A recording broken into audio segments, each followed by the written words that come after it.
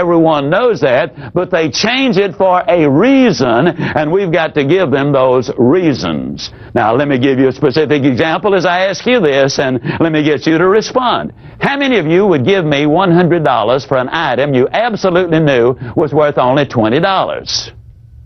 That's foolish, isn't it? All right? Now understand, the sale is made in the mind of the prospect. When they're saying no, in most cases what they're saying is, based on what you've told me thus far, I'm not going to give you my big stack of money for the little value you offer me in the product. Now, you give me more value, and I'll separate myself from my money. And so every time you use a new clothes or new information, you build value and value and value and value. And only when the value gets above the price do you have a legitimate prospect. That's where you start closing the sale. Now, let's look at some closes that deal with specifically how to overcome the price objection by using your voice inflection. Now, as a matter of curiosity, how many of you ever get a price objection? Can I see your hands, please? All right. Now, let me say this. When you use the right words and you're selling the right product, and use the right inflection in your voice, then you've got an infinitely better chance of making the sale. Let me say that those voice inflections can completely change the meaning and intent of words. For example, how many of you realized that in the Bible it clearly says that man was born cursing? Did you know that? If you don't believe it, look it up. It's Job 3:1, and it clearly says, and Job cursed the day he was born. Now, the only thing is that little comma is not in there. When you took the comma and put it in, that completely changed the meaning. For example, let's take something like, I did not say he stole her money. Now, those are 8 words, and we can make them say 8 different things with voice inflection. This is why good professional salespeople need a cassette recorder, so they can record their presentation and listen to their voice and listen to that voice inflection. For example, when I say, I did not say he stole her money, that's just a statement of fact.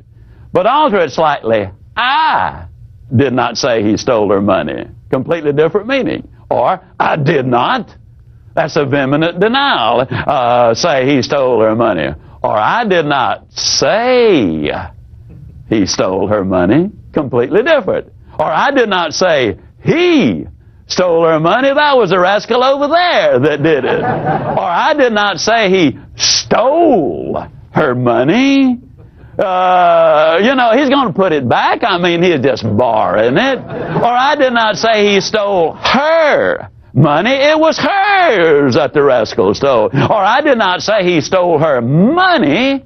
It was a diamond ring the rascal got. Now, you see, we took 8 words in one sentence, made them say 8 entirely different things. And when you become a serious student of selling and learn what those voice inflections are and how you can handle them, it makes a dramatic difference. Charles Osgood says, compared to the spoken word, Charles Osgood says, compared to the spoken word, a picture is a pitiful thing indeed. Words move people. They move them emotionally. Now, if you can put the word and the picture together, now we're in business. Now, different prospects will object differently. For example, one prospect might stomp his foot in essence and say, that price is ridiculous. How many of you ever had somebody, really respond in a manner like that? Another one might say, well, it seems to me the price is a little high. You might have a good old boy down home type fella, and he might say, you folks kind of proud of that stuff you sell, ain't you? Now, they're all talking price, but you handle them in a totally different way. The one who says that price is ridiculous, you don't argue with him. You don't say, no, it's not either. You repeat what they said, but you do it this way. You lower your voice, you look them right in the eye, and simply say, the price is ridiculous? Now that sounded so simple, but you'll have to hear that a number of times to get that inflection right. What I did at the very end, my voice was rising. And what that does is it physically moves the objection back to the prospect side of the table. You are now selling on offense instead of defense because the prospect now has to defend their statement instead of you justifying the price. Now, because everything is selling, ladies, let me go ahead and tell you this, that works infinitely better even at home. For example, let's say that you beat your husband home. And you've had really a tough day, and as he walks in, you greet him warmly, of course, and give him a big old smooch, you know, and then you back up about 3 steps, you look at him and a big old smile and say, honey, did you want to take me to Alamans or Farfallo's for dinner? He might say, I don't want to take you anywhere to dinner. You don't argue with him, you just simply repeat what he said. You don't want to take me to dinner, hon? It almost ain't fair. It really is not. Now, let's say that it's grass cutting time, and so you say to your 14-year-old, okay, son, it's time to cut the grass. I don't want to cut the grass. You don't argue with him. You repeat what he said. You lower your voice. You look him right in the eye and say, you don't want to cut the grass, son? I can absolutely guarantee, whether you want them to take their toys to the back room or cut the television set off or get the repair person to come out and repair the air conditioning on a brutally hot Friday night, I can tell you it works dramatically better. Now, let's look at it another way. Let's say that one prospect might say, well, you know, the price is a little bit high. Then we got a lot of different ways. For example, I call this the like it close. I simply say then, well, let me ask you, do you like it? And most things are, yeah, well, I like it. Well, Mr. Prospect, don't you believe that it's difficult to pay too much for something you really like? Well, they might say, well, you got a point, but yeah, I think you can pay too much for something you really like. But you've just crossed a little barrier. You now have got them thinking along these lines. And let me point this out. Sometimes when they object to the price, that's not the objection at all. So early on, you need to smoke it out. Is that the objection? And you do that simply by saying, well, let me ask you, if there were a way I could show you that the price not only is fair, but actually is more than fair, would you go ahead and take advantage of the offer that we're making to you this evening? Now, or this morning, or whatever. What you're really doing is trying to smoke out the advantage. You're trying to smoke out whether or not the price really is the objection they're raising. Now, let's say they say, well, yeah, the price is the problem that I'm having with it. Then what you do is, if there were a way I could show you how you can legitimately justify this price and take advantage of our offer, would you be willing to go ahead and start enjoying the benefits today? Now, if they say no, then what you need to do is to smoke out the real objection, because price really is not it. But if the answer is yes, then you simply ask the question, well, do you like the product? And most of the time, you're going to get an answer. Well, then the next question, don't you agree that it's difficult to pay too much for something you really like? Now, a lot of times that forces them to start that thought process, and you've just taken one step towards closing that sale. Then if they say yes, then you say, well, it's okay to do something nice for yourself. Now, if the answer is no, then you move into what we call the fear of loss close. And you do that with simply making this statement. Wouldn't you agree that it's better to invest a little more than you had planned instead of less than you should? Now, here's the reason I ask you that question. If you invest a little more than you had planned, you're talking peanuts. If you invest less than you should, and the service or product you buy won't do the job you need it to do, then you literally have lost everything. Now, if the prospect says the price is still too high, then you move to what we call the how much too much clothes. For example, for 15 years, I was in direct sales. I sold heavy-duty stainless steel cookware, and it carried a premium price for a very justifiable reason. And a lot of times, the prospect would say, well, yeah, your product is too much. And I'd say, well, give me a figure. How much too much? They'd say, well, $200 too much. Now, I would always write the $200 down. And then let me give you this little bit of data. I had a policeman take his .45 and shoot my little 8-inch frying pan from a distance of 12 feet, and had a documented statement notarized saying that he had done that, and you could just barely see the dent in that little pan. And so I had shown that to the prospects in the process of the demonstration, and I said, let me ask you, you say $200 too much. How long do you think this set of cookware is going to last you? And invariably they say, well, I think it'll last forever. Then I would say it certainly would last you at least 20 years, wouldn't it? And invariably they say, yeah, I don't think you'd have any trouble with that. Well, if you invest $200 too much over a 20-year stretch, what that amounts to is about $10 a year. And if you break that into pennies, it means really that for just 3 cents a day, you can go ahead and have the finest equipment that you can get anywhere at any price. Now, if the prospect still objects or still says, well, it's too high, then I would ask him this. I would say, now, let me ask you this question. Do you ever eat out? And invariably, they would say, oh, yeah, we frequently go out to dinner.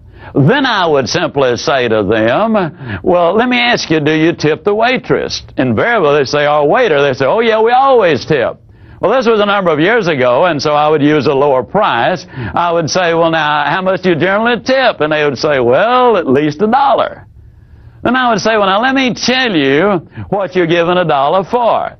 That is to have the food brought from the kitchen and put on the table. You brought the silverware and the china out. They served you water and coffee, but they served. Now, you give her $1 for doing that, or him $1 for doing that. Your wife went to the store. She bought the food. She brought it home. She carefully prepared it. She cooked the meal. She brought it to the table and served the meal. Then she's got to take it up and wash the dishes. Now, remember, this was many years ago before a lot of the ladies were working as they're doing today, and the husbands didn't give them much help at all in that kitchen. Most of them still don't give them very much help. But then I would simply say, if you would tip that serve person $1 for bringing the food from the kitchen to the table, don't you think your wife deserves at least 3 cents for doing all of those other things? I got to tell you, we got some pretty exciting results as a result of using that particular clothes. Now, if the prospect says, well, the price is still too high, then I would go to this one. Well, now, let me ask you, are you concerned about the cost, or is it the price that you're concerned about? And a lot of times they would say, well, what's the difference? Now, I would always use, and incidentally, the reason I moved to the board, and what I encourage you to do, anytime you see me use this board to illustrate a point, or use graphics to illustrate a point, that says to you that you need to be letting your prospect see you writing something when you're showing figures. And the reason is we've been conditioned to believe what we see and doubt what we hear. Now, if they see it and hear it, see it as logic, hear it as emotion, you put the two together and you got a better chance of making the sale. So the prospect says, well, what do you mean? Is it cost or price we're concerned about? Then I simply say, and here's the example I use because it happened in my life, I encourage you to get one out of your industry that specifically fits you. I say, well, now, when my son was 6 years old, we went down to the Swin bicycle place to get him a bicycle. They told us it was $64.95. Well, years ago, that was an enormous price to pay for a bicycle. Just to teach a 6-year-old how to ride, he's going to tear it up anyhow. So I went down to a discount store, and there I priced a bicycle for $34.95. Now, this price is obviously considerably less than that. And again, I'm showing them, they're seeing it and hearing it. Now, it was a nice little bicycle. About 60 days later, we went back to that little bicycle store because we wanted to get the handlebars replaced. And they said, well, you know, it's in warranty and not going to cost you anything. Well, 30 days later, we had to go back and get more new handlebars, no longer a warranty, and so now the price is $4.50 higher, and at this point, we have got, let me see, $39.45 invested in that bicycle. Well, about 3 months later, the entire sprocket apparatus, the brakes and all of that, came completely kazip. We went back to the little bicycle store, and this time it came to roughly $15, and now we've got $54.45 invested in that bicycle. Well, about a month later, the bearings in the front wheel went kazip. We went back down to the little bicycle store, and they said it'd be about $5. I had forgotten. I threw in the towel at that point, and I said, no way. Then we went and bought the Swin bicycle for $64.95. My 6-year-old son rode that bicycle. He raised the handlebars, took the fenders off, and made a dirt bike after about 5 years out of it. He rode that bicycle regularly for the next 5 years, and periodically he rode it for 10 years. The only other expense we had, literally, were 2 tires for that bicycle.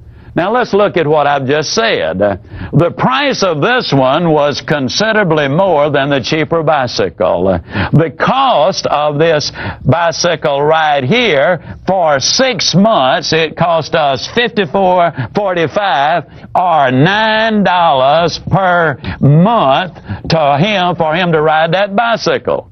In 10 years, this bicycle cost $64.95, or the cost was $6.50 per year. Now, Mr. Prospect, let me ask you again. Is it price or is it cost you're concerned with? Now, the reason I stress that so strongly is simply this. A lot of people can beat us on price, but nobody can beat us on cost. And since price is a one-time thing and cost is a lifetime thing, don't you really want the best possible lowest cost that really is effective? Now, let's say you don't have time to do all of those things as far as dealing with price. Let's say you're at a counter somewhere and you've only got a few seconds to make the sale, and the prospect simply says, well, the price is a little high, and you just have that one moment. You look your prospect right in the eye and you simply say to them, you know, Mr. Prospect, many years ago, our company made a very basic decision. We decided that it would be easier to explain price one time.